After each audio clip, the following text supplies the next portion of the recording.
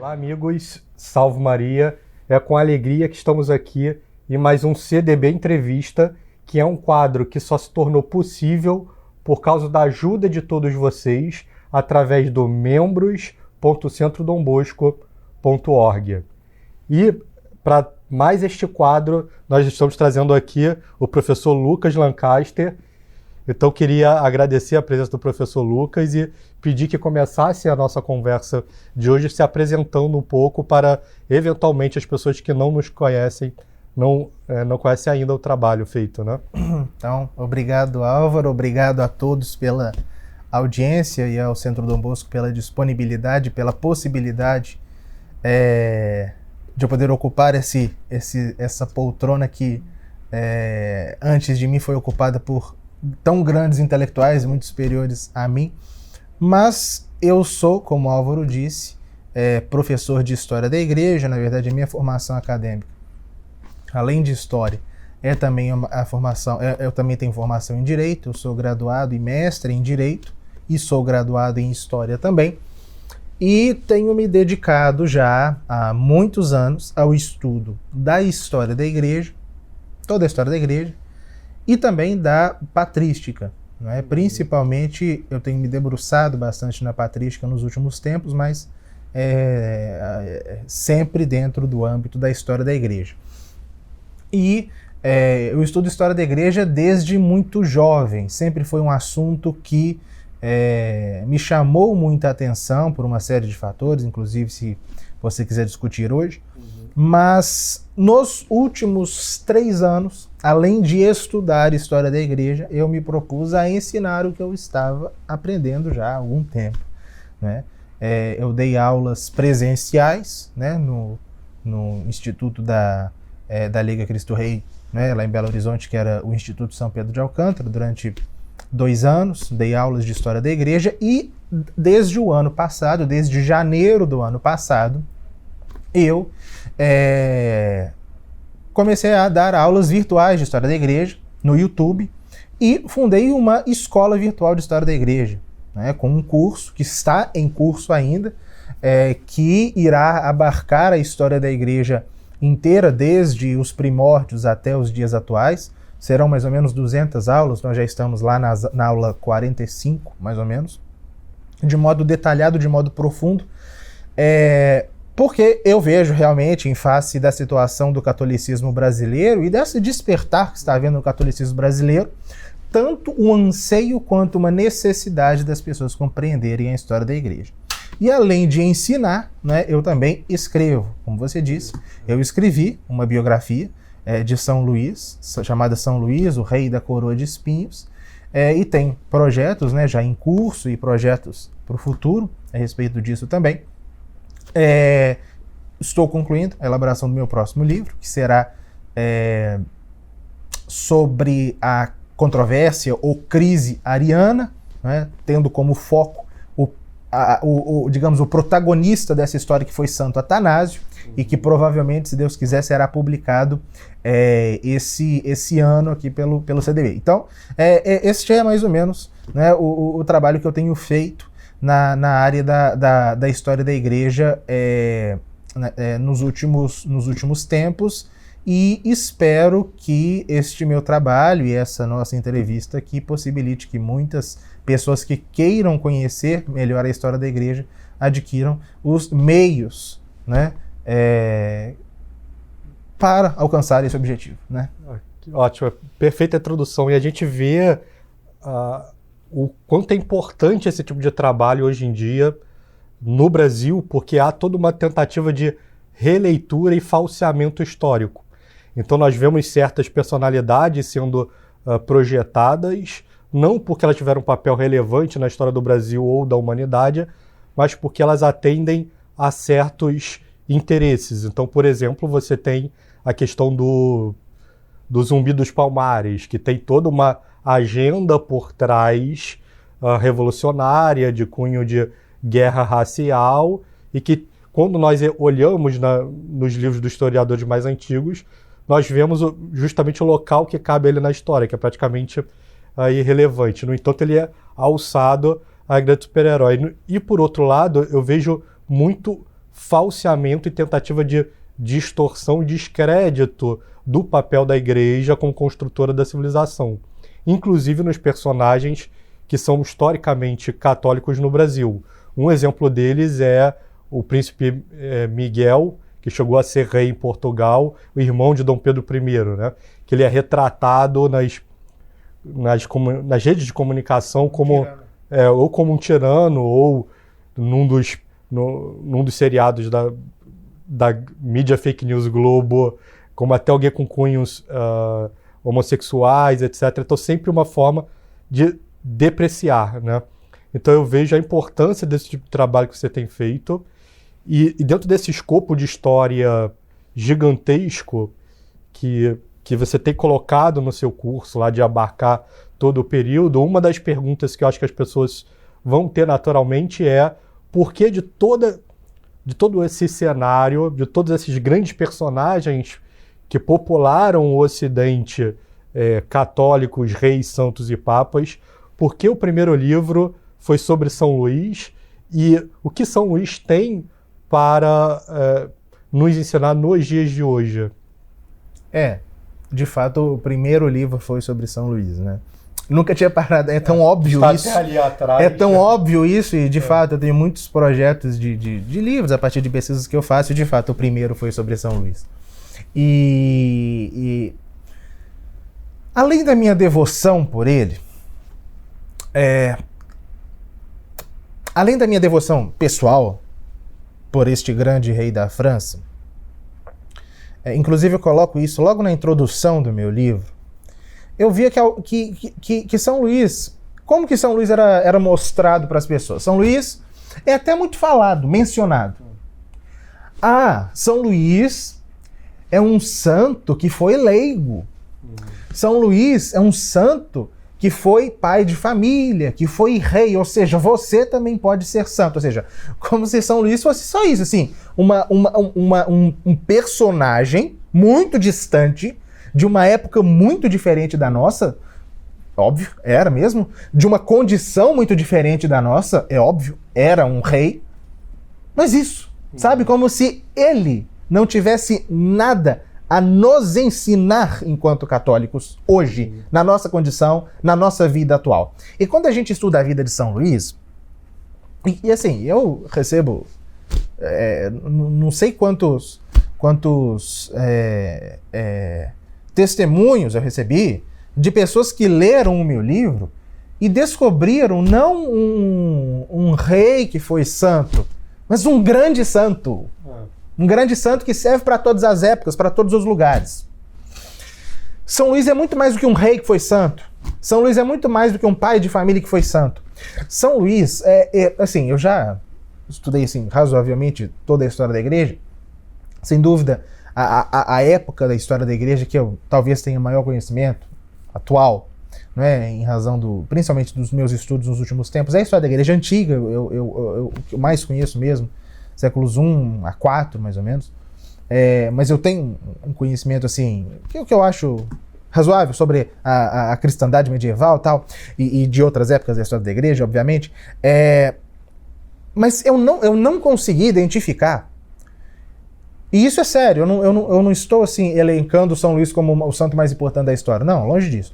Mas eu nunca consegui identificar um santo que condensasse na sua vida todos os aspectos, as nuances possíveis de santidade.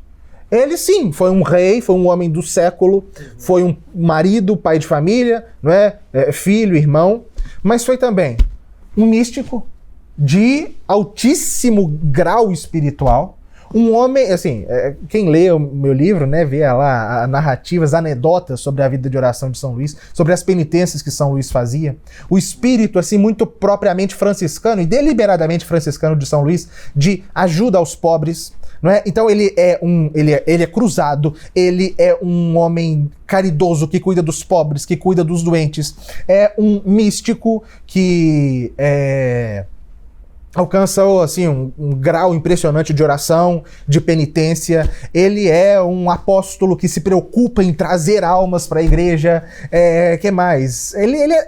Ele condensa, de algum modo, todos os carismas e estados de vida nele, né? Quase que, por exemplo, o confessor dele, que era o Geoffroy de Beaulieu, que foi uma das principais fontes do processo de canonização, ele escreveu a biografia de São Luís a pedido do Papa Gregório X.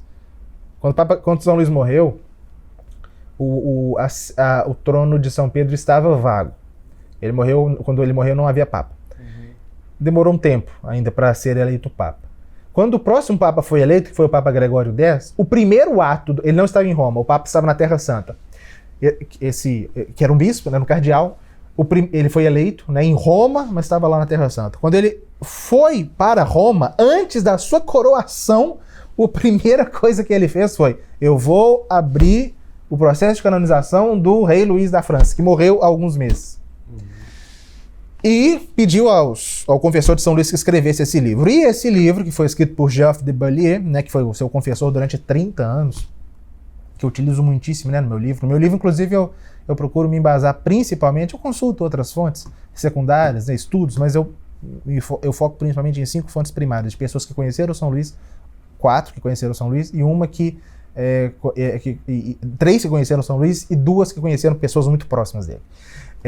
E Geoffroy de Beaulieu, ele fala que no final da vida, São Luís, ele fez um voto de entrega absoluta da sua vida em holocausto a Deus.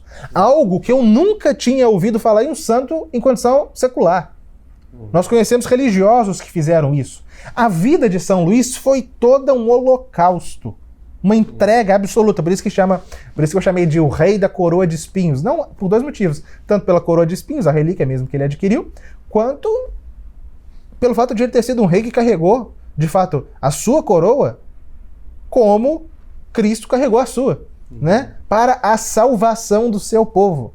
Então São Luís, ele condensa tudo isso, além de ter sido, e eu não negligencio isso, tem um capítulo sobre isso, né? Ele como pai, cuidando e catequizando os filhos,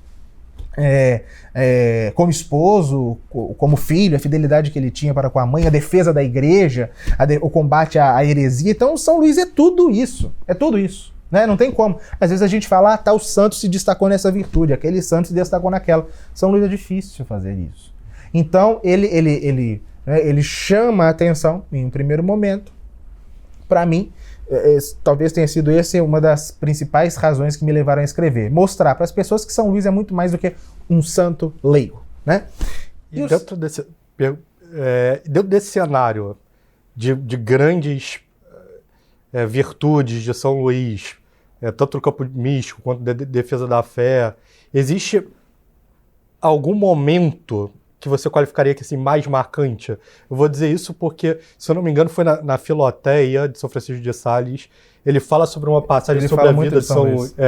Mas uma que me marcou, que ele dizia que São Luís frequentemente chamava os mendigos para jantar com ele e comia, colocava lá os banquetes e comia os restos das sobras que os mendigos eventualmente dispensavam porque eles estavam cheios. Então, quando eu vejo um exemplo me parece que ele é um modelo para o mundo atual do que é ser um estadista realmente católico, de todo potencial. E aí, quando você compara com os principais nomes políticos hoje, nós conseguimos claramente ver toda a influência benéfica da Igreja Católica na civilização, porque só ela pode fazer líderes do tamanho de São Luís. Então, dentro desse contexto, existe um momento, e aí eu te cortei também, você ia colocar uma segunda razão, fique à vontade. A segunda razão vai de encontro ao que você acabou de falar, então não cortou, não. Esse episódio que você mencionou, em historiografia, se chama anedota, né? São aqueles fatos que não tem uma amplitude histórica, né, muito relevante, mas que é um caso, né? E a vida de São Luís, e eu reproduzo todos os que eu achei nesse sentido, a vida de São Luís é cheia de acontecimentos assim. Ele, frequentemente, trazia uma multidão de mendigos para cearem com ele no palácio. Trazia mendigos, principalmente idosos, para comerem com ele no quarto. E quando o mendigo ia embora, ele comia o resto do mendigo, o exemplo que você deu. Que mais? Ele ia aos mosteiros e servia pessoalmente os monges. Tem, por exemplo, uma anedota nesse sentido, que eu acho lindíssimo. Eu vou apontar 2 episódios da vida dele, como você pediu. Tem 2 episódios da vida dele que me marcam muito. Um episódio é a forma como ele cuidou de um leproso na abadia de Royaumont, que era uma abadia cisterciense perto de Paris, fundada pela mãe dele. Havia um monge lá que estava em um estado assim avançadíssimo de lepra. Ninguém chegava perto dele, tanto pelo medo do contágio, quanto pelo fedor, quanto pela aparência, assim, né? Humanamente falando, não parecia mais um ser humano. Somente o abade. E São Luís passou na porta desse leproso, que se chamava Léger, e falou: eu quero falar com ele. Foi lá, já era um santo, óbvio, né? São Luís. Sentou-se do lado dele, conversou com ele, perguntou para ele se ele estava com fome. Ele falou que estava. Perguntou se ele queria que trouxesse codornizes e perdizes da cozinha real. Aí ele mandou trazer. Partiu, salgou, né? Colocou na boca do monge. Só que como as fendas da lepra, né, aqui na boca, os lábios estavam tão fendidos que o contato com o sal fez com que o pus e o sangue escorresse nas mãos de São Luís. Ele, né? Aí ele pediu desculpa, né? Aí o que ele fazia? Ele salgava, tirava as pedras mais grossas e colocava na boca do mendigo, do monge leproso. Algo que a todos, assim, assustava. E frequentemente ele falava com seus cavaleiros: vamos lá visitar o nosso leproso. Isso para mim já foi objeto de meditação várias vezes, esse episódio da vida de São Luís. Né? Do cuidado. Claro, ele tratou de muitos doentes, de muitos leprosos, de tudo quanto é miséria humana ele tratou.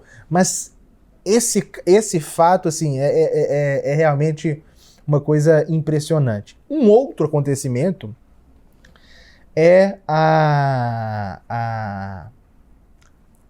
quando ele estava na sua primeira cruzada, ele estava na Terra Santa e houve um ataque de muçulmanos a uns 3.000 pedreiros que estavam construindo uma fortaleza que ele mandou construir. São Luís mandou construir uma fortaleza na Terra Santa, em Sidom, no atual Líbano, se não me engano. E os muçulmanos covardemente atacaram aqueles pedreiros desarmados. São Luís ficou sabendo e só conseguiu chegar lá 3 semanas depois. Então, 3 semanas depois era um campo, assim, de quilômetros de corpos apodrecidos. E ele considerou aqueles pedreiros mártires e foi recolher os corpos, né? Era necessário que recolhesse os corpos, mas já estavam em avançadíssimo estado de decomposição. Então ninguém queria ir. Mas para dar o exemplo, todos os dias ele ia lá, recolhia os corpos, às vezes já em pedaços, e depois no velório, né? no funeral, teve gente que morreu por causa da contaminação com o cheiro. Mas ele já tinha adquirido tal virtude que em nenhum momento, isso é registrado pelos cronistas, ele manifestou uma só feição de nojo. Porque quando a gente sente um cheiro ruim, qual que é o instinto natural? Mas assim, em nenhum momento. Porque ele considerava aqueles homens não apenas mártires, mas como irmãos cristãos que mereciam o sepultamento digno e exéquias dignas. Né? Então, assim, isso é de uma santidade inigualável, né? E para se apontar um terceiro, né, que eu acho assim, que eu não vou conseguir reproduzir aqui, porque só lendo realmente, é a morte dele. Eu nunca... são poucos os santos que tiveram, eu acho, assim, nas narrativas, pelo menos, né? Que tiveram uma morte tão grandiosa quanto a de São Luís. De fato, ele morreu, a morte dele, que durou 3 semanas, né? Ele agonizou 3 semanas. Foi uma coisa impressionante. As palavras que ele disse, os atos de virtude, a forma como ele se confessou, como ele se jogou, apesar de não ter força mais, ele estava consumido pela doença, mas quando entrou o Santíssimo Sacramento na barraca, ele se lançou no chão, né? Recobrando força de não sei onde, da graça de Deus, né? Então, esses 3 episódios que eu mencionaria, e de tantos e tantos outros da vida dele. Mas, já respondendo a sua pergunta a respeito do governante e respondendo a pergunta anterior, São Luís, ele é símbolo de uma época. A gente encontra, cada século parece que tem o seu santo, né? E São Luís, o século anterior ao dele, que foi o 12, tem o santo dele, que é São Bernardo de Claraval. E o século 13 passou a história, pelo menos na história francesa, como o século de São Luís. E São Luís, ele encarna, assim como São Bernardo de Claraval encarna o espírito da cristandade medieval enquanto sacerdote, enquanto clérigo, São Luís encarna o espírito da cristandade enquanto secular, enquanto homem do mundo. Então, se a gente fala da cristandade como o auge, né, da história da igreja, da configuração, da conformação das nações a Cristo, nós encontramos esses 2 homens que são como luzeiros, né, houve muitos e muitos outros santos, mas que nas suas condições, e cada um no seu século, encarnam o espírito da cristandade. No século XII, São Bernardo, monge e padre. No século XIII, São Luís, homem do século e rei. Perfeito. E aí a gente... Então, a explanação é interessantíssima. Então nós vemos realmente a importância de São Luís, rei da França, na história da humanidade, que é tudo isso feito pelo homem mais poderoso. Então nós vemos a grandeza do desprendimento, porque ele esteve sujeito a todas as tentações do mundo, e muito mais pela condição que ele esteve. Para o demônio, por exemplo, seria de particular interesse, sempre fazer perder esses grandes homens. E, no entanto, São Luís conseguiu vencer todas as tentações com maestria, né, desde o início, né, desde a educação da sua mãe. Tanto é que depois dele a França entra de algum modo em decadência. Parece que ele incomodou tanto o demônio, porque Filipe o Belo é neto de São Luís. Parece que a coroa francesa, com São Luís e com seus antecessores, mas principalmente com ele, causou tanto dano ao demônio que ele se dedicou com todas as forças para utilizar essa coroa, sabe? Mas Deus, né, sempre teve uma consideração muito grande pela coroa francesa, pelo rei da França, mesmo pelos reis, assim, claro, todos foram católicos, mas mesmo para os mais, assim, como que eu posso dizer? Menos fiéis. Porque Filipe o Belo era católico, era homem de missa diária, fazia penitência. Luís XIV, que entrou em conflito com o Papa Beato Inocêncio XI, era um homem de fé, sabe? Era um homem de missa diária, era um homem que rezava muito, mas entrou em conflito com o Papa, enfim. Tinha seus problemas. Mas mesmo assim, em 1789, Nosso Senhor aparece para Santa...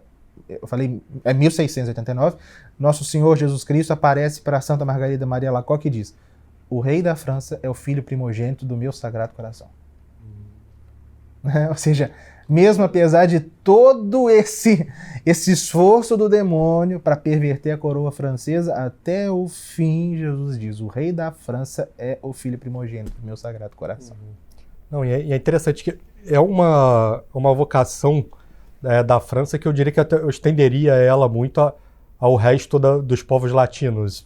E aí você falando isso me lembra um livro interessantíssimo editado pela Permanência, que é o Drama do Fim dos Tempos, e que tem toda uma discussão que, segundo São Paulo, existe uma barreira para a vinda do anticristo, que é o catejon, e aí as pessoas... então, existem várias posições sobre o que seria isso, né? E aí nesse livro ele fala que enquanto a raça latina tiver influência sobre o mundo. Então a raça latina é Portugal, Espanha e França, né? O padre Álvaro Calderón, ele cogita que o que seria esse limite seria o período que vai... Ele discorda dessa posição, mas de algum modo concilia. Por quê? Considera que o catecon, não sei pronunciar exatamente, seria as nações cristãs desde Constantino Teodósio, a raça latina, romana, até a cristandade, até o atentado de Anagni, no qual Bonifácio VIII levou uma surra, não é, de um enviado de Filipe o Belo, né? Não é Filipe o Belo não mandou bater no Papa, isso é absurdo dizer isso, né? Mas enfim, mas de qualquer...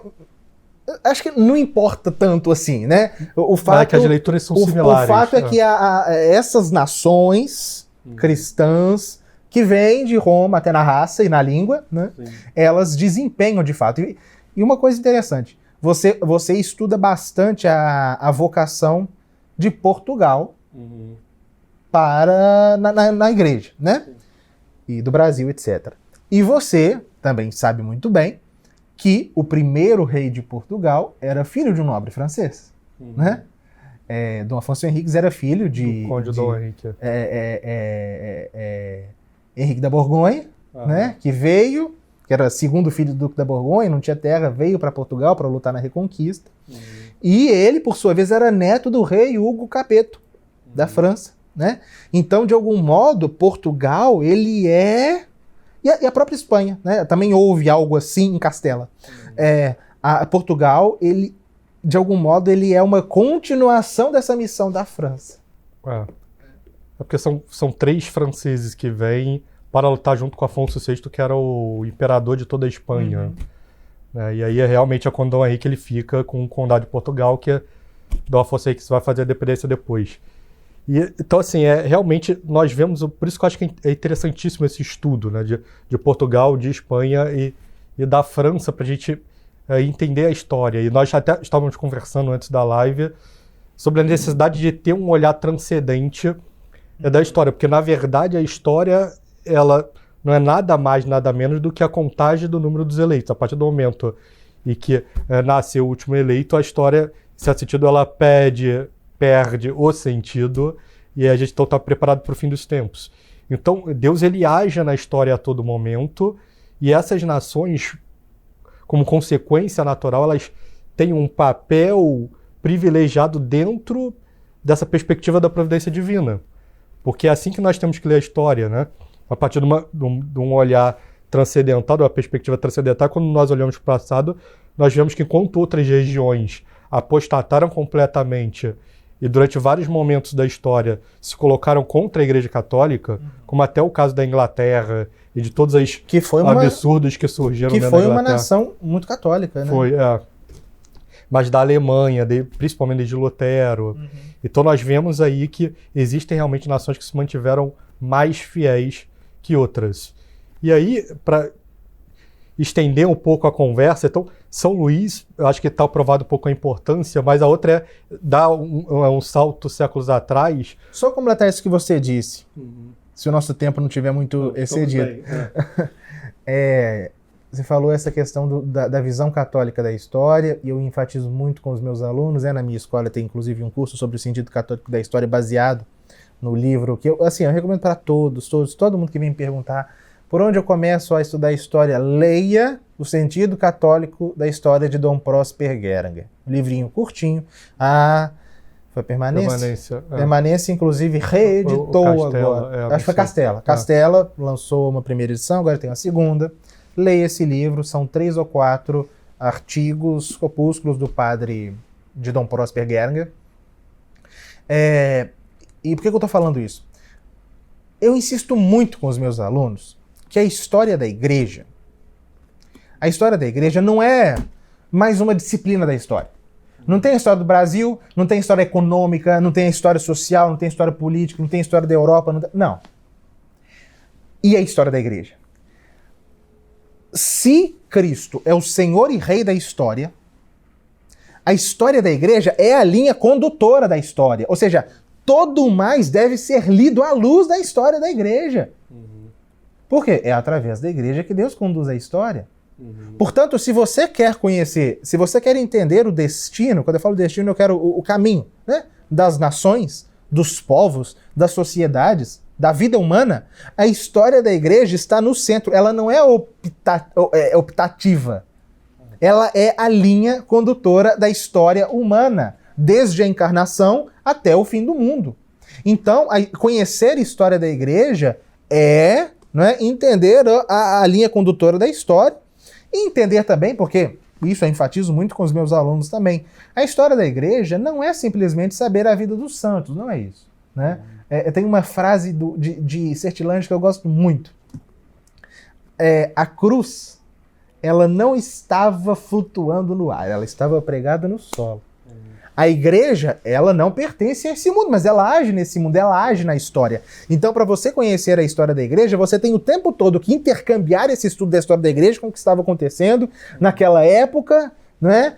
Na cristandade medieval, isso fica ainda... Na Idade Média, isso fica muito palpável, porque a história da igreja, a história da civilização passa a se confundir, né? Mas em qualquer época que seja na antiguidade, seja na modernidade, quando ocorre essa dissociação, né, é necessário sempre colocar a história da igreja também em face dos acontecimentos mais profanos, né? Os santos são os luminares e os guias, mas o que eles iluminam?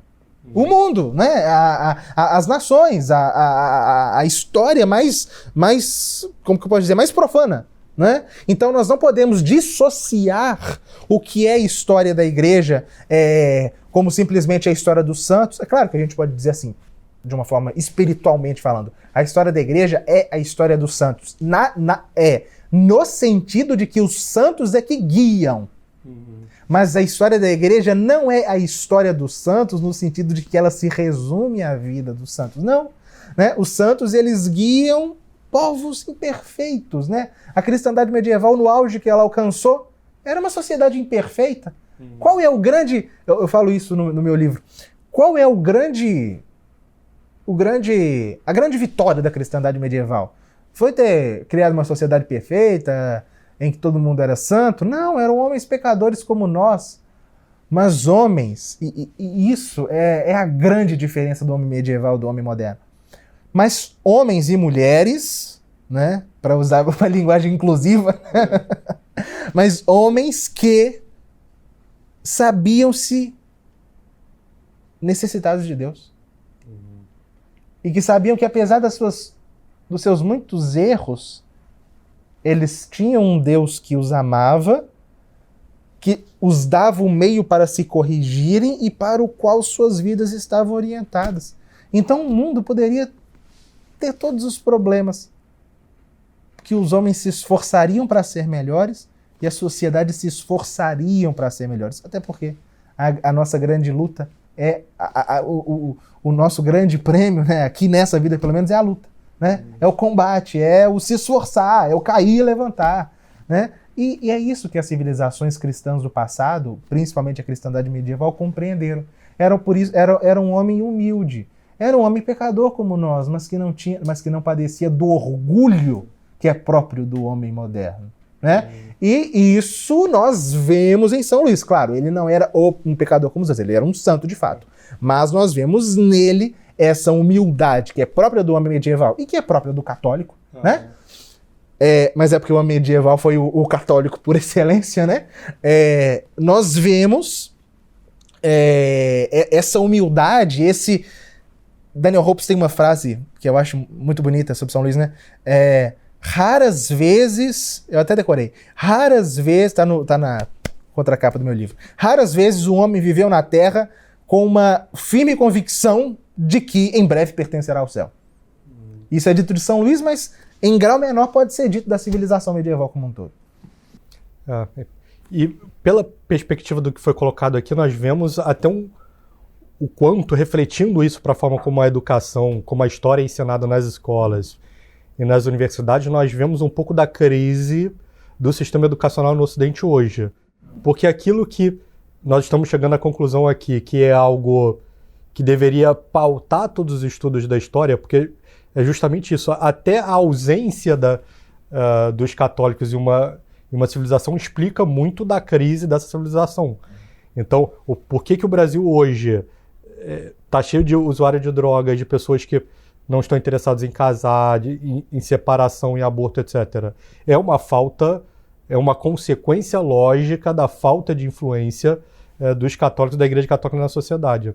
Então a história, a história da Igreja, ela ocupa um papel central na sociedade, mas me parece que ela não é ensinada tanto no ensino médio, que eu passei por isso sem ver história da Igreja, e também nas universidades, né? Então, nós temos uma leitura, me parece, completamente ateia do que é essa história, eu imagino que nenhum desses autores católicos principais esteja hoje sendo estudado em alguma das disciplinas, e aí há uma necessidade, então, de escritores católicos para desafiarem essa leitura deturpada do que é ser história, né? Então, eu imagino que você tenha tido um pouco dessa experiência na graduação, se puder falar um pouco sobre isso. Como foi a experiência de um católico estudando história? Bom, eu não tenho muito a dizer, porque eu já sabia o que eu esperava, né? Não houve... É de algum modo uma continuação do que nós aprendemos no ensino médio, por exemplo. Qual é o papel da Igreja Católica na história ensinada no ensino médio? A Igreja Católica, a história, tal como nós... eu não ouso chamar de história.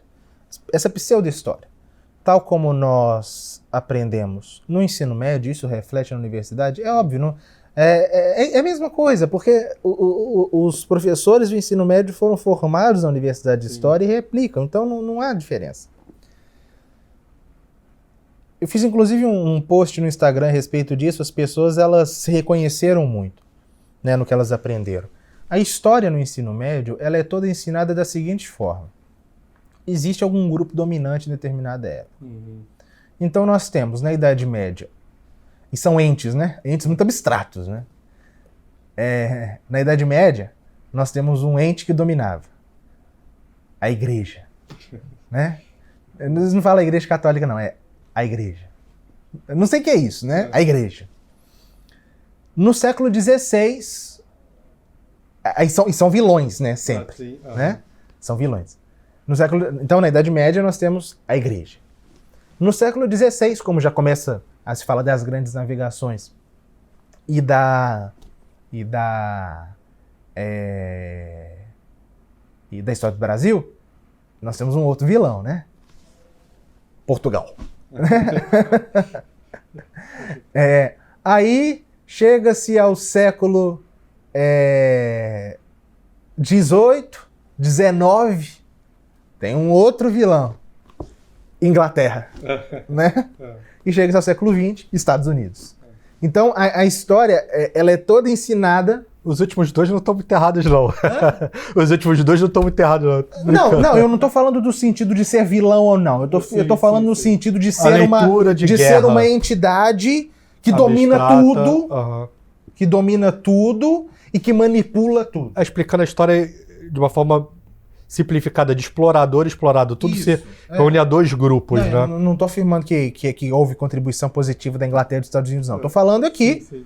Gente, a vida é muito mais do que isso, né? Era complexo, A vida é muito mais do que isso. Porque, por exemplo, os Estados Unidos hoje dizem que, por exemplo, é a nação com mais missas tradicionais no mundo inteiro. Então, é porque realmente os Estados Unidos é uma nação complexa, porque ela foi fundada por princípios complexos. É um povo que é muito industrioso, então eles conseguem fazer o mal bem e o bem bem, né? Então, o norte-americano realmente não tem meio termo com eles.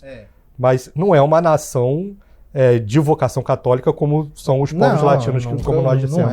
Não foi formada assim, né? Mas a história, ela é toda ensinada desse jeito. E ela é toda ensinada nessas caixinhas, que às vezes... E abaixo disso há as classes, não é? Abaixo da igreja, uma grande vilã, na Idade Média tem os nobres e os servos. Quando chega, né, na Inglaterra, quando Portugal é o vilão, né, tem os metropolitanos e os explorados, os colonos. Quando chega na época da Inglaterra e dos Estados Unidos, tem o burguês e tem o proletário. Então é tudo assim, é tudo nessas caixinhas. Não se diz um nome, não se diz uma pessoa. Eu acho isso o mais engraçado. Nas minhas aulas eu sempre insisto em nomes, porque a história é feita de pessoas. De pessoas de carne e osso. Certo? Não é feito de... Claro que são grupos que agem, mas são pessoas. E esses indivíduos, esses professores, não são capazes de dar um nome de um nobre explorador medieval. mas sabem que a nobreza era uma grande exploradora. Enfim, por que eu estou falando isso tudo? Porque o ensino é todo assim. O ensino é todo encapsulado, de modo que se você vai fazer uma prova, você já sabe as respostas, mesmo que você não tenha estudado. Porque você sabe qual é a linha que você... o que é esperado de você naquela resposta. Que é sempre uma resposta de uma instituição ou um país, sei lá, uma entidade dessas, que oprime, que manda e que é responsável por tudo que acontece, e uma série de grupos que estão ali em briga, um explorando e um sendo explorado. É isso o ensino de história, né? E eu, assim, bom... E aí faz com que a pessoa que está entrando numa faculdade de História agora, ela tenha que, como em várias outras disciplinas, ter duas posturas, né? Uma em relação à faculdade, que eu preciso me formar para virar professor, mas é extremamente necessário estudar por fora uma bibliografia que faça esse processo de refutação dessas falsidades históricas, né? Então, me parece que hoje, na maioria das disciplinas, por causa da decadência da educação, nós precisamos de dois esforços. O esforço para obter a graduação no ensino formal e o esforço para aprender. Na questão da história, eu não tive nenhum problema em relação a isso, porque e já até, né, falando de coisas pessoais minhas aqui, eu fiz graduação em Direito, presencial, né, de um curso mais robusto, mestrado em Direito também. Você também passou, né, pelo mestrado, doutorado, enfim, é uma coisa assim, mais sólida, né? E história sempre foi para mim um hobby. Inclusive história da igreja, né? E foi o meu pai que sempre insistiu muito. Você tem que ter um diploma de história para posteriormente até você ter, né, aquela autoridade de poder falar, né? Então eu fiz história à distância, né, para ter essa possibilidade. Então eu já cheguei no curso de história todo formado, entendeu? Não teve conflito. Eu assistia às aulas, eu respondia, né, de acordo com as questões que deveriam ser respondidas, mas a minha formação foi totalmente pessoal, né? Dá para ser autodidata em história? Dá, né? Mas é uma questão assim, de vocação, né? Eu sinto em mim uma vocação intelectual mesmo, uma vocação de estudo e de ensino. Desde muito novo, eu estudo história, eu gosto de história. Então eu estudei por conta própria, até que decidi entrar na faculdade para obter o diploma. E hoje, né, me dedico a isso, para ensinar a história da igreja para as pessoas. Né? Eu tenho alunos, né, na minha escola de história da igreja, mas também aulas no YouTube, para quem não pode pagar, e conduzir. Né? Eu não tive quem me conduzisse, mas tive autores que me conduziram pelo menos.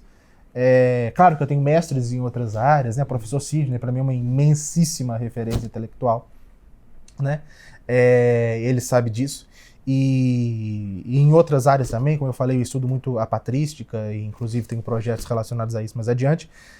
Mas eu quero ser, né, para as pessoas, no ensino livre, né, não formal, um caminho para que as pessoas possam aprender a história da igreja de uma forma católica. Né? E voltando para o tema de personagens históricos católicos, o primeiro que nós conversamos muito é São Luís, e tem um outro nome, que é justamente aquele que nós falamos no início, que vai ser alvo da sua segunda biografia, ou contemplado pela segunda biografia, que é um santo que eu diria que talvez em poucos momentos da história ele tenha ganho uma relevância tão grande em comparação aos demais, muito por causa do momento histórico. Sim. Então, nós vivemos hoje, na minha opinião, a maior crise da história da igreja. Me parece que estamos nos aproximando do que se chama de apostasia, porque existe uma diferença dessa crise para todas as demais, nessa crise é uma crise completa de fé dentro da igreja, que atinge a todas as hierarquias, e por causa desse cenário, um nome de um santo que foi o principal defensor da igreja, talvez a segunda maior crise da história da igreja, que é o arianismo, teve em Santo Atanásio, o grande defensor da Santa Igreja Católica, e é justamente esse o segundo biografado. eu queria que dissesse um pouco sobre Santo Atanásio. Seria o interesse sobre Santo Atanásio tem a ver com isso? Outras coisas lhe moveram? E qual livro sai primeiro? Santo Atanásio ou a segunda edição de São Luís? Porque São Luís também está esgotado, né? Então, se puder falar um pouco sobre esse aspecto Só geral. um comentário isso, você falou a respeito da maior crise.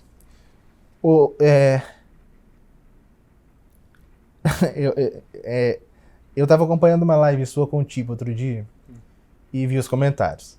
E você fez essa afirmação de que nós vivemos a maior crise da história da igreja. E as pessoas acham que essa afirmação é gratuita, né? O povo acha assim, ai, olha só porque ele está vivendo hoje é... Não, gente, não é brincadeira. Né? A pessoa até comentou assim, até com um ar assim de conhecedor, né? Houve uma época, falou assim, abre aspas, teve uma época que metade da igreja negava que Jesus era Deus. Como você pode falar que a atual é a maior crise? A pessoa falou isso. Claramente se referindo à crise ariana, porque o arianismo punha em xeque, de algum modo, a divindade de Cristo. Mas é a minha pergunta, a questão, assim, a resposta óbvia que veio para mim. Será que metade da igreja hoje crê que Jesus é Deus? Com certeza. Será que metade da igreja hoje acredita que a igreja... Porque veja, os arianos, eles negavam a divindade de Cristo. E o arianismo, ele, por consequência, levaria a outras heresias que naquele momento, não é? Não chegavam. Mas se o trem durasse, né, se o negócio permanecesse, levaria. Mas não se questionava os sacramentos. Não se questionava a necessidade da igreja para a salvação. Será que 50% dos católicos hoje acreditam que a igreja é necessária para a salvação? Exatamente. Houve uma época em que metade da igreja... Não tô dizendo que metade da igreja acredita... Porque não sei de onde saiu esse cálculo. Mas vamos supor que assim seja. Que 50% da igreja negava que Jesus fosse Deus. Será mesmo que hoje 50% das pessoas que estão na igreja católica... Se dizem católicas. Se dizem católicas, acreditam que Jesus Cristo é Deus que se fez carne, que ele fundou uma igreja que é necessária para a salvação? Estaríamos muito no lucro se fosse 50%. Nossa Senhora. Então, assim, nós vemos então eu só queria pontuar isso, porque eu vi esse comentário e as pessoas acham que essa afirmação é de graça. Nós vemos a maior crise. Teve piores. A igreja foi perseguida, mas antes ela tinha os anticorpos. Não, as pessoas não entendem o que é crise na igreja, as pessoas não entendem. Eu recomendo muito o Iota Uno, de Romano Amério, ele explica claramente o que é a crise na igreja, mas para não fugir muito do nosso tema, crise na igreja não é perseguição externa, crise na igreja não é o que... Crise na igreja é crise de fé. Porque o que é próprio da igreja, o que é próprio da igreja católica? O que faz que a igreja católica seja o que ela é e não seja outra coisa? A fé em Jesus Cristo e em tudo que decorre dessa fé. É o credo o que faz que a igreja católica seja o que ela é. E tudo que decorre dele, todo dogma de fé. Então, perseguição é uma crise, de algum modo, na igreja. Mas não uma crise na igreja, no que é próprio da igreja, que é a fé em Jesus Cristo, né? E tudo que decorre dessa fé. Isso é o que Romano Amério enfatiza muito isso e elucida. Nem sequer uma situação, por exemplo, aqui viveu a igreja no século X, que foi um século de profunda decadência moral do clero, pode ser desse modo qualificado de crise na igreja, porque não era crise de fé. Exatamente. Certo? Era uma crise? Era uma crise em algum aspecto, mas não era uma crise na igreja que colocasse a fé em risco. Né? Porque não havia heresia. Enfim, só pontuando isso aí para as pessoas não acharem que a gente está falando aqui uma coisa que a gente está solta, né? Tá dizendo assim uma... Sem reflexões sobre... que época ruim que a gente vive. Não é isso, né? Não é isso. Agora, entrando na sua pergunta.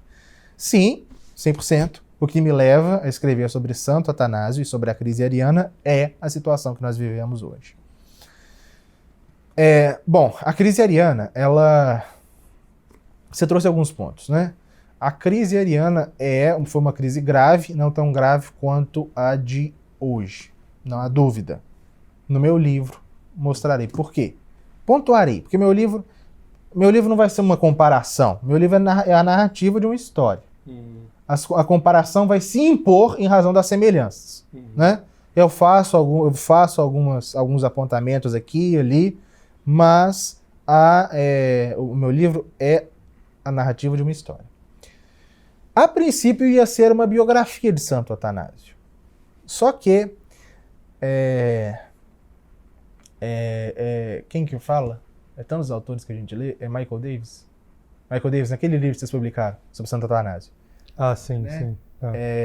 Ele que fala, não queria falar errado, mas um autor, acho que é ele fala que a crise ariana e a história de Santo Atanásio se confundem.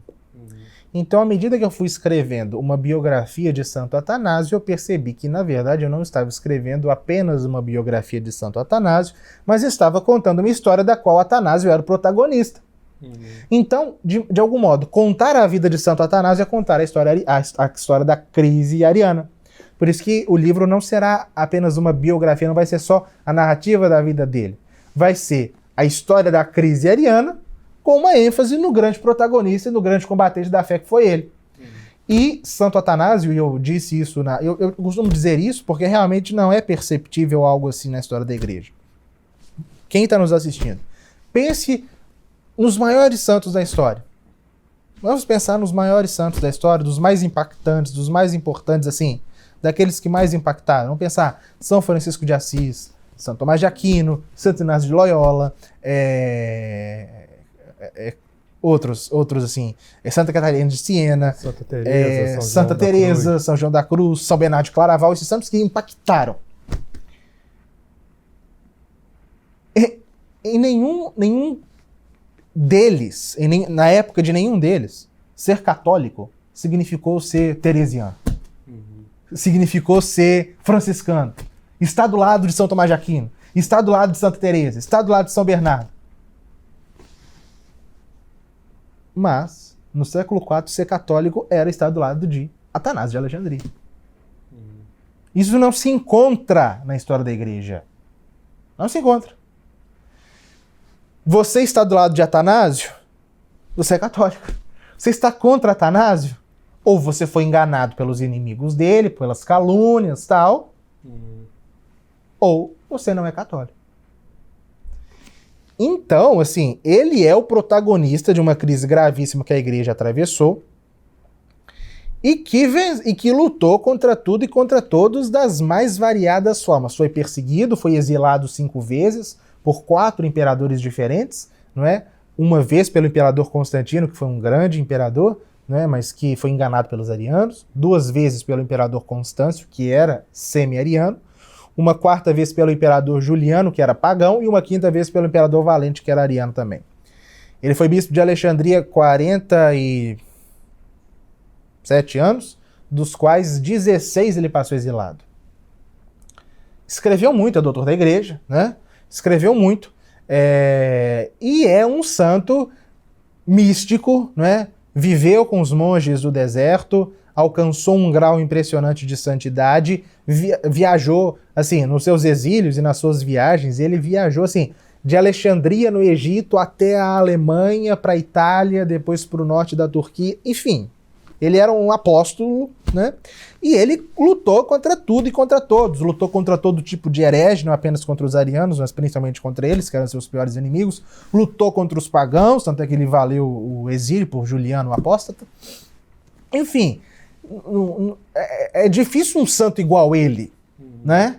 É como São Luís, São Luís ele encarnou, né, como eu disse, ele simboliza na sua vida todos os aspectos do que é próprio de um santo, né?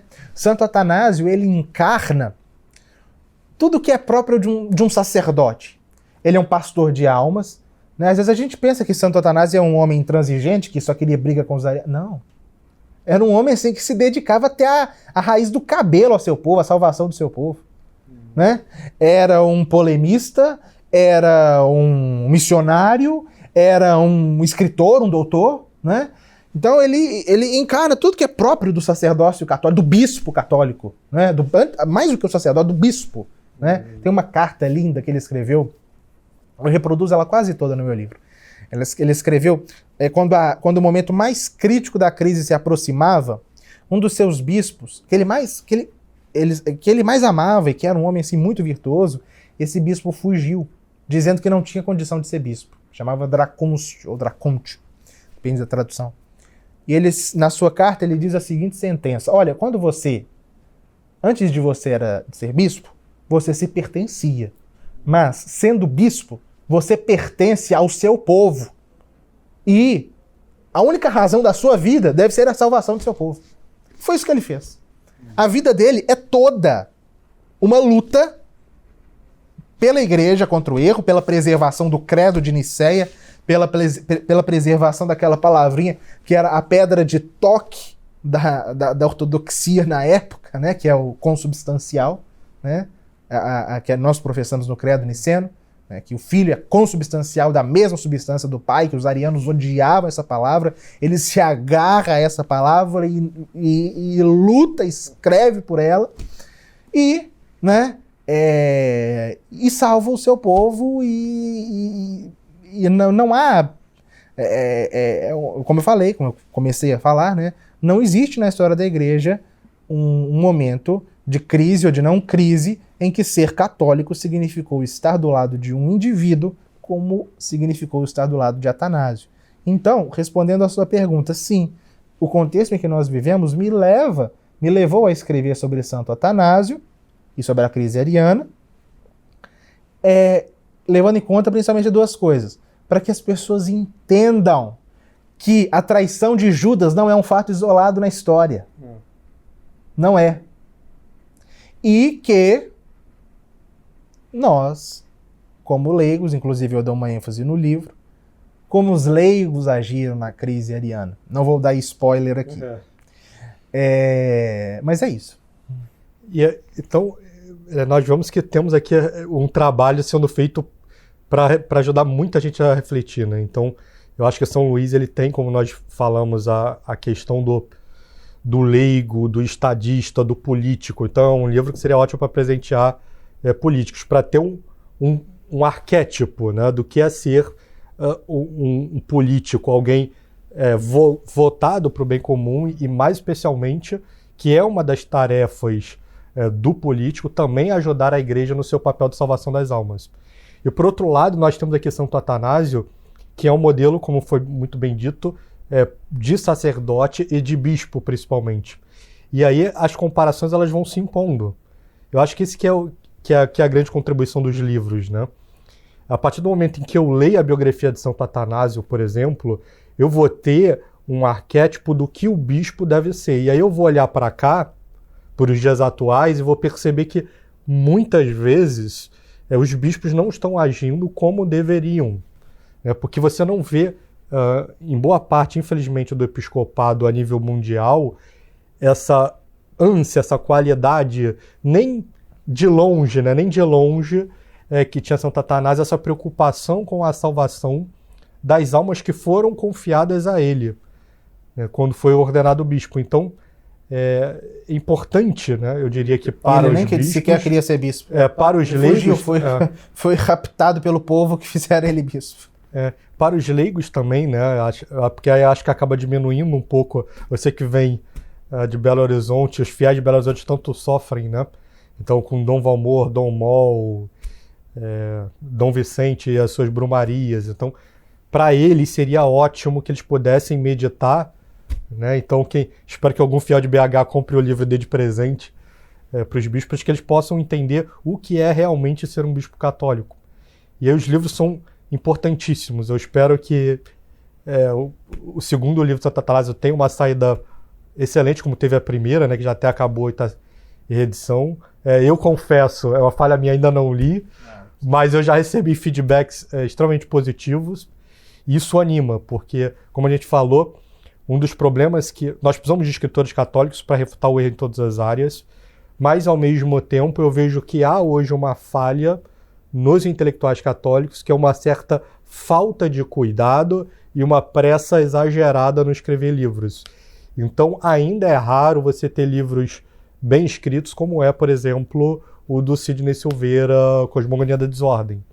né? A gente ainda Espero não cair nessa... Não. Eu tenho certeza que ela vai pelos feedbacks. Então, inclusive, uma das pessoas que vem muito ao CDB, que até esteve aqui na outra vez que você fez palestra, né? Disse que a leitura do livro de São Luís é fundamental para a sua conversão. Então, é importantíssimo esse tipo de trabalho, ele fica. Me marcou muito ter mais de uma vez, 2 vezes, né, de forma precisa, experiência de o CDB às vezes está atrás de livros para reeditar. Então, um foi de um santo francês, e que nós pegamos o livro para reeditar, só conseguimos achar num sebo na Europa, perdido, porque não tinha nem na internet, e o livro nunca tinha lido, né? Porque a gente estava com aquelas dobras ainda sem um vínculo. Então, nunca tinha sido aberto. Então, de repente, um livro de 1860, mais ou menos. Qual que é? Escrito na França. Eu não recordo agora o santo, né? Eu acho que foi um dos livros da Dalminac. E que a gente está com alguns livros na fila de publicação. E aí agora ter a perspectiva de que um livro, né, às vezes não sei quantas cópias foram feitas na época, 500 mil ou mais, mas um livro daquele perdido, 150 anos depois, ele vai ser vertido para o português e republicado. E eu digo isso porque mais de uma vez, eu não consigo recordar agora os livros, mas mais de uma vez eu tive essa experiência de São Dom Bosco, de ir atrás de livros que eu não estava conseguindo achar, nós conseguimos achar em sebos isolados, e aqueles livros perdidos, uma unidade, etc. Então, 150 anos depois ele serve. Então, o livro ele tem esse poder de influenciar para o bem ao longo de gerações. É uma coisa que eu penso muito, porque são raras as fontes que eu recorro para escrever esses livros, né? Os grandes historiadores da igreja são mais antigos. Não digo apenas as fontes primárias, eu digo, né, mais antigos. É raro encontrar um. E, por exemplo, escrevendo sobre Santo Atanásio, eu estou inclusive ali com os PDFs, né? Porque não tem como ter acesso a esse livro digital, esse livro físico, né? Mas está todo digitalizado na internet, graças a Deus. Né? Obras, como por exemplo, do Abade Fleury, que escreveu uma coleção no século XVIII de 20 e tantos volumes de história da igreja. Eu tô ali, né? 300 anos depois, eu lembro desse obra. Do Tilemon, a mesma coisa, do Padre Horbach, do século XIX, a mesma coisa. E isso sem falar das fontes primárias, né? Daqueles que viveram na época, né? Para falar de Santo Atanásio, Teodoreto, Sócrates, Escolástico, Eusébio de Cesareia, Sosomeno, Rufino. Eu fico pensando, né? Imagina, né, que esses homens, quando estavam escrevendo lá em Constantinopla, no século V, né, como é que eles poderiam imaginar que nós aqui hoje, agora, nesse mundo que eles nunca reconheceriam, né? Eu estou ali. Você vê como instrumento de salvação de almas, 1.500 anos depois. As memórias deles para... Né, uma coisa que sobreviveu 1.500 anos, não precisa sobreviver 1.500 anos, né? Essas obras, né, que foram escritas há 100, eu tive uma colinha 200... Aqui. Na verdade, não foi autor francês, foi autor espanhol, São Francisco de Borja. Ah, tá. Foi o livro que a gente está aí para... É um grande santo, jesuíta também, né? Segundo... foi o segundo? É o terceiro superior geral. Terceiro superior geral, né? É um grande santo. E é isso, né? Eu, às vezes, quando eu tenho acesso àquelas obras, né? Algumas até como a caligrafia são obras normalmente francesas, né? Estudar a história da igreja, para quem quer especializar a história da igreja não tem jeito, o francês é o caminho, não tem jeito. Não é nem o latim, é o francês, absoluta maioria das obras. Às vezes com uma caligrafia assim, totalmente diferente, né? Tem dificuldade, mas eu lendo aquela obra ali, eu percebo, né? Como que aquele homem, aquele padre, aquele abade, aquele estudioso de 300, 400 anos atrás, ele quis legar aquilo à posteridade, eu estou podendo utilizar hoje, né? Replicar aquilo para pessoas que não terão acesso àquilo, não tem como ler aquelas obras, né? Mas para o bem das almas agora, né? Claro, sempre referenciando, sempre nunca plagiando, óbvio, sempre referenciando. Então, eu concordo totalmente com o que você diz, né? Nós precisamos escrever, mas escrever bem também, exatamente, né? Escrever sobre temas que nós... Porque as obras que perduram são as obras bem escritas também. Com certeza, com certeza. Né? Isso é indiscutível. E aproveitando a ponte, que já estamos nos aproximando ao final, então a importância dos escritores católicos. Se você... você só perguntou também qual que livro vai sair primeiro. A Santo Atanásio vai sair... Santo Atanásio, vou enfatizar, né? Santo Atanásio e a Crise Ariana, né? Vai sair primeiro. No meio do ano. E São Luís, a segunda edição, não vai ser apenas uma reimpressão, né? Eu vou mudar algumas coisas, né? Ampliar com outras fontes. Então, no segundo semestre desse ano, eu já estarei elaborando. No final do ano já está pronto. E para o ano que vem já tem um terceiro livro também, mas já não vou falar do que se trata. Né? Então, aproveita e acompanha o professor Lucas Lancaster nas redes sociais, especialmente no Instagram. E no YouTube também, né? As minhas aulas gratuitas são todas as terças-feiras, às 20h30. Então, tem 2 livros saindo aí. Se Deus quiser, e o Lucas estarão ambos na loja do Centro Dom Bosco. Então, podem ficar tranquilos que vocês seguem as redes sociais do Centro Dom Bosco. Também vão ter avisos específicos, mas sigam o professor nas redes sociais. No YouTube é Lucas Lancaster, meu nome.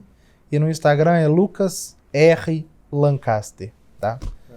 Última palavra, professor, se quiser direcionar para as pessoas que eventualmente nos assistirem. Bom, querido Álvaro, todos os que estão nos assistindo, não encarem, porque tem 2 mensagens, não encarem a história da igreja como um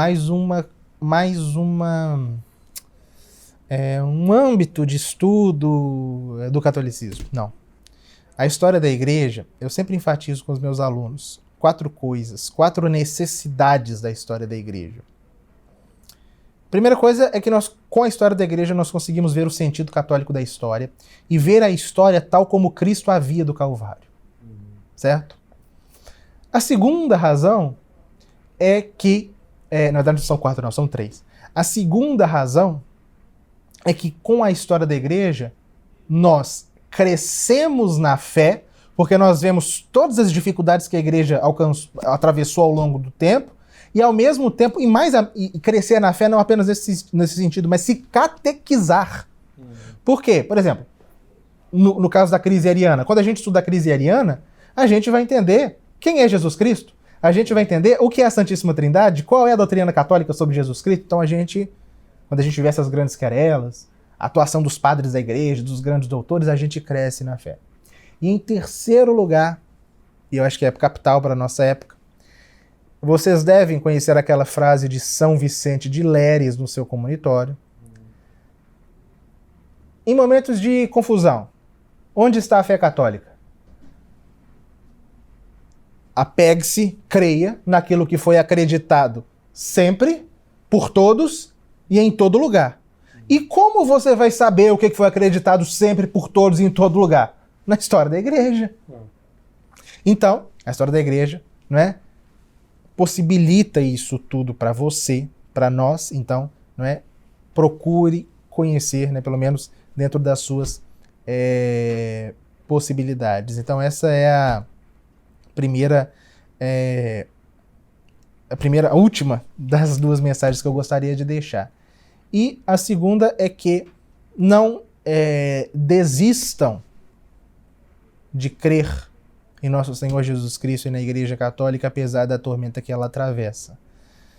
Não vou dizer que houve tormentas maiores, porque não houve. Mas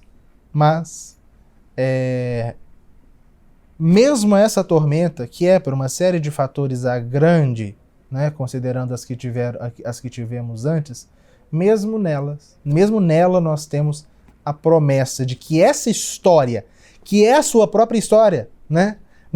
A história da igreja é a nossa história. Nós somos batizados, nós somos incorporados a essa história. A vida dos santos é a nossa história também, por quê? Pelo mistério da comunhão, pelo dogma da comunhão dos santos, as graças, os méritos obtidos pelos santos em todas as épocas, né, são fonte de graça para nós. Então a história da igreja é a nossa história.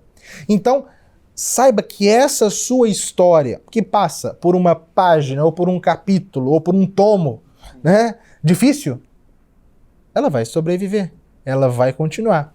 Só depende de nosso Senhor Jesus Cristo, é claro, mas também de nós, né, que devemos, né, para que depende de nós à medida em que nós conservarmos aquilo que Nas palavras de São Vicente de Lérins, há 1500 anos, se nós mantivermos a fé naquilo que foi crido sempre por todos e em todo lugar, e é claro que nós vivamos de acordo com essa fé. Essa é a mensagem que eu gostaria de deixar. Agradeço, professor, pela participação aqui.